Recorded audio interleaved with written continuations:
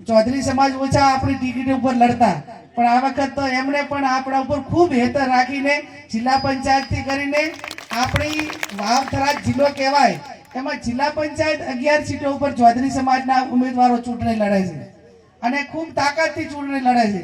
ભાઈ આઈ ગઈ બધી સીટો. આપણા કોંગ્રેસ પાર્ટીના સૌ વરિષ્ઠ આગેવાનો હમણાં જ આપણી વચ્ચેથી નીકળ્યા. ગઢવી સાહેબ, ભાઈ ભરતભાઈ, હરજીભાઈ અને લાલસિંહ બાવા છે, નટુભા છે, કાળાભાઈ છે, ભાઈ રણજીતસિંહજી અને આમ તો ટેકેદારો બધાય લગભગ બધા મજબૂત છે. આપ સૌ વરિષ્ઠ આગેવાનો, વડીલો, યુવાન ભાઈઓ, પહેલા તો તમારા બધાની માફી માંગુ કે જે સમય હતો એના કરતા 1 કલાક લેટ છું, પણ હજી આના પછીની 4 થાય એટલે શું થાય એમનું ખબર એ કલ્પના બહારનું કામ છે. તમે બધા લાંબા ટાઈમથી બેઠા છો. આપણા વરિષ્ઠ આગેવાનોએ પણ બધી વાત કરી છે. હું તમને બધાને વિનંતી કરવા માટે કરીને આવી છું કે 26મી તારીખે જિલ્લા અને તાલુકા પંચાયતની ચૂંટણીનું મતદાન છે. ઉમેદવારો દરેક ગામે ગામ ગયા છે. તમને વોટ આપવા માટે વિનંતી પણ કરી છે.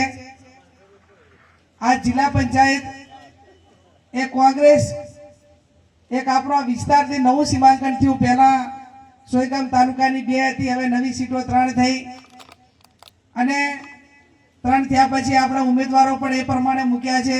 અહીં રમેશભાઈ છે, ત્યાં આપણે ભાઈ થાનાભાઈ છે અને ઉચોસણ સીટ ઉપર આપણે રડકાથી હેમજીભાઈ ચૌધરી છે. આમ અલગ અલગ સમાજના 3 ઉમેદવારો મૂક્યા છે ને એના નીચે જે તાલુકા પંચાયતો 16 આવે છે એમાં પણ જે નીચેથી ભલામણ આવી એ પ્રમાણે ઉમેદવારો મૂક્યા છે. ત્યારે આપ સૌને હું 2 હાથ જોડીને વિનંતી કરું છું કે આ રમેશા તમે અમને સાથ આપ્યો છે. મારી 3-4 વિધાનસભાની ચૂંટણી હોય, લોકસભાની ચૂંટણી હોય, પણ આ જગ્યા ઉપર જ્યારે પણ મીટિંગ કરીએ ત્યારે એ કંકુનાદ હોય છે. મને લાગે આ ટાઈમે લગભગ મોરવાડાની મીટિંગ એ ગમે એટલો પ્રયત્ન કરીએ તો આ ટાઈમે જ થાય છે.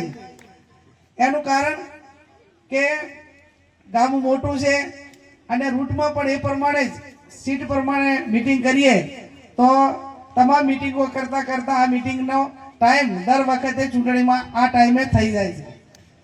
રમેશભાઈ અને એમના સૌ ટેકેદારોએ આપની પાસે ગામડામાં આવીને વાત પણ નાના મોટા કામ માટેની કરી છે.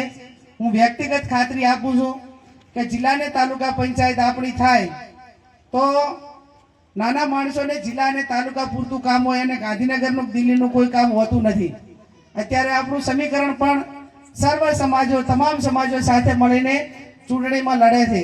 આમ તો ચૌધરી સમાજ ઓછા આપણી ટિકિટ ઉપર લડતા, પણ આ વખત તો એમણે પણ આપણા ઉપર ખૂબ હેતર રાખીને જિલ્લા પંચાયતથી કરીને આપણી વાવથરા જિલ્લો કહેવાય એમાં જિલ્લા પંચાયત 11 સીટો ઉપર ચૌધરી સમાજના ઉમેદવારો ચૂંટણી લડે છે અને ખૂબ તાકાતથી ચૂંટણી લડે છે. જે પહેલી વખત આટલા ઉમેદવારો એ કોંગ્રેસ પાર્ટીમાંથી જિલ્લા પંચાયત લડતા હશે અને તાલુકા પંચાયત તો ગણો તો ઘણી બધી જે આપણી જે છે નવા વાવથરા જિલ્લાની, તો એમને પણ જ્યાં પણ એ ઉમેદવારી નોંધાવી છે એમાં આપણા કોંગ્રેસના જે કાર્યકરો છે, આગેવાનો છે, એમને તન મનને ધનથી વિતાડજો અને એ આપણું તમારું આપણું બધાનું છે ત્યારે એ આપણને મદદ કરશે. અરસપરસ એકબીજાને મદદ કરજો તો ચૂંટણી કઈ એક જ દિવસે પતી નથી દેવાની. આના પછી ગ્રામ પંચાયતોની આવશે અને બીજા આ વખત જેને ટિકિટ આપી છે એને ના આવતી વખતે જે બીજા કે એમને ટિકિટ આપીશું. અરસપરસ ગામોના સમીકરણ પણ ખૂબ સારી રીતે નીચેથી ઉમેદવારો બધી મજબૂત કર્યા છે. આમ તો ભારતીય જનતા પાર્ટી બાપુ એવું કે આપણા કાર્યકરોને, કોંગ્રેસ વાળાને બધાને કે તમે કોંગ્રેસમાં ના રહો, અમારી સરકાર ચાલુ છે એટલે તમે અમારા ભેગા આવજો તો અમે તમારું બધું કામ કરી નાખશું. બાકી હવે કોંગ્રેસમાં કાંઈ રહ્યું નથી અને તમે બધા ભાજપની અંદર આવજો ને અમે તમારું કામ કરશું, આવું કહે છે ને. અને આવું તો 30 વર્ષથી કહે છે ને. તો તમે પરિવારની અંદર તમે રાજ કરો તો 30 વર્ષની અંદર તમે કોઈ કામો નથી કર્યા. હજી કેટલા બાકી રહ્યા છે?